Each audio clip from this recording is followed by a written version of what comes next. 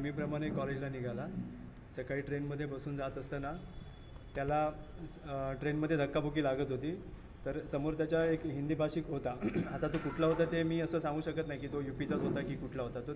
तो समजून गेला असेल त्याच्या कदाचित राहणीमानावरून, म्हणून तो बोलला की तो हिंदी भाषिक मुलगा होता. आणि त्याला मी सांगितलं माझ्यावर धक्का येतो आहे, म्हणून तो त्याला हिंदीतून त्यांनी सांगितलं की भाई थोडा आगे धक्का दो, मेरे ऊपर धक्का आ रहा है. तर त्याच्या बाकीचे प्रवासी होते त्यांनी डायरेक्ट त्याच्या कानाखाली मारला. आणि एक पहिल्यांदा मारला आणि त्याला सांगितलं की तुला मराठी बोलता येत नाही का, मराठी बोलायची लाज वाटते काय. आणि त्याला अजून माझा मुलगा घाबरत मला हे सांगत होता की तुला मराठी बोलायला लाज वाटते का.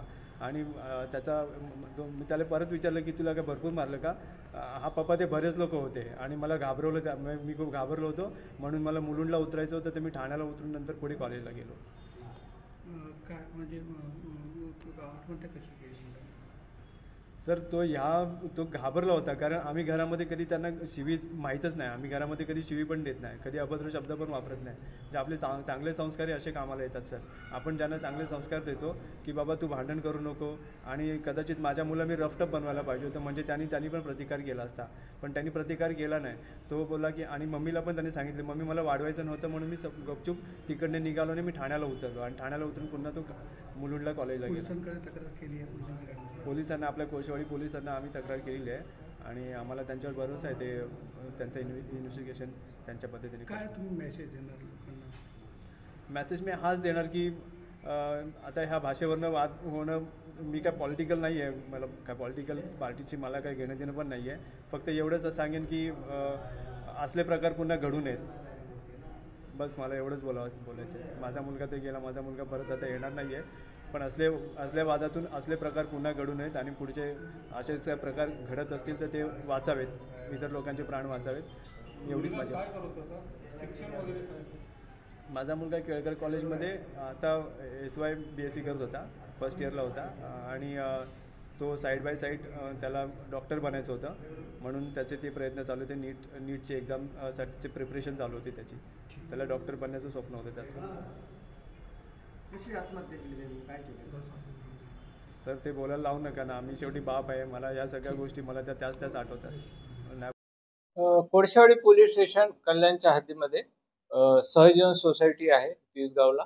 तेथे एक 19 वर्षाचा मुलगा अर्णव खरे यांनी राहत्या घरी गळफास घेऊन आत्महत्या केलेली आहे, अशी माहिती मिळाल्यानंतर आम्ही तो गुन्हा दाखल केलेला आहे, ADR दाखल केलेला आहे. त्याची हकीकत अशी आहे की त्यांच्या वडिलांनी पोलीस स्टेशनला येऊन सांगितलेलं आहे की कालच्या दिवशी ट्रेनमध्ये मुलगा जात असताना त्याचा गाडीत चढण्यावरनं गर्दीमध्ये काही मुलांशी वाद झाला आणि त्या मुलांनी मारलं. त्याच्यात तो मानसिक तणावाखाली होता. त्या कारणास्तव त्यांनी घरी येऊन आत्महत्या केली असावी असं त्यांनी संशय व्यक्त केलेला आहे. त्या अनुषंगाने आम्ही ADR दाखल केलेला आहे. आमच्या महिला पोलीस अधिकारी तोडकर तपास करीत आहे. वरिष्ठ पोलीस निरीक्षक श्री गुरव साहेब आहे, त्यांच्या मार्गदर्शनाखाली या गुन्ह्याचा तपास आमचा चालू आहे ADRचा. हा जो मुलगा काय करत होता, ठाण्याला कशाला चालला होता? मुलगा हा शिक्षणासाठी केळकर कॉलेजला जातो, असं त्याच्या वडिलांनी आतापर्यंत आम्हाला सांगितलेलं आहे. जी ट्रेनमध्ये मारामारी झाली ती काय हिंदी भाषेला मराठी भाषेत जाऊन झाली? त्यांच्या बोलण्यावरनं असं सांगितलं आहे, त्यांच्या खबरमध्ये आहे की पुढे जाण्यावरनं मराठी का बोलतो, हिंदी का बोलतो, असं मराठी बोल, मराठी मुलांनीच मराठी हिंदीत कशाला बोलतोय असं विचारणा केली होती, असं त्यांचं म्हणणं आहे खबरमध्ये. त्या अनुषंगाने सविस्तर चौकशी आणि तपास करण्यात येत आहे. रेल्वे स्टेशनच्या काही लोकांना विचारपूस होईल आणि CCTV फुटेज वगैरे घेऊन आम्ही पुढील तपास करू.